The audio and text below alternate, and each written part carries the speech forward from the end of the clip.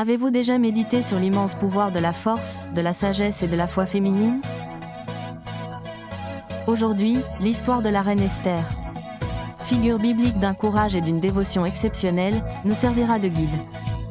Le récit d'Esther est une vérité universelle. Aucun homme, qu'il soit politique, religieux, scientifique, intellectuel ou spirituel, ne peut se passer d'une femme possédant une telle vertu. C'est la prière de tout homme qui a compris une vérité fondamentale. Le mariage n'est pas le fruit de sorties à la plage, de dîners au restaurant, de selfies ou d'une beauté artificielle. Le mariage repose sur le caractère d'une jeune femme idéale. S'il est vrai que chaque homme recherche une femme idéale, la condition est qu'il soit lui-même idéal. Il est injuste de prier pour une épouse vierge et vertueuse, sans s'efforcer d'être la même pour elle, car, comme nous le rappelle Galates 6/7, ce qu'un homme sème, il le récoltera.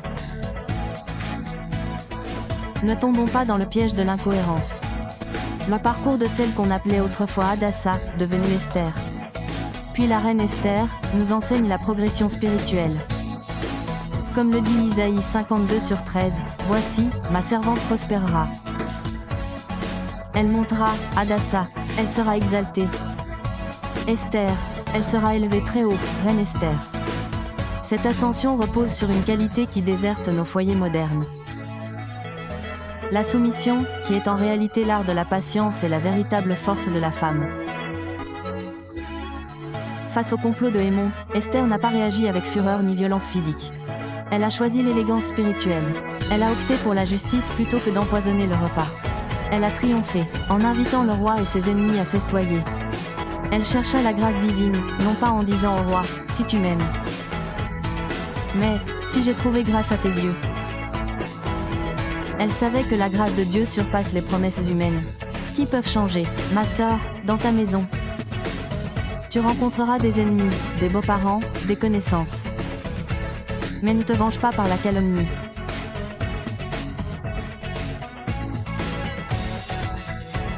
Utilise cette voix douce et humble qui seule a le pouvoir de tenir le roi éveillé la nuit.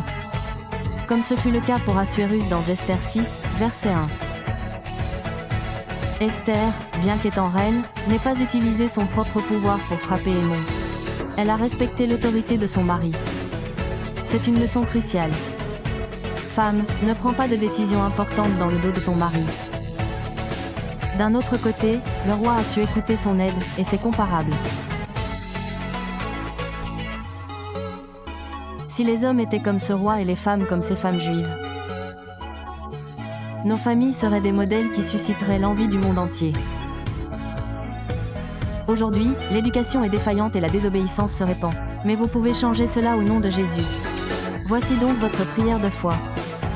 Jésus, si tu peux transformer des vies médiocres en vies glorieuses, considère ma cause, fais de moi la reine ou le roi.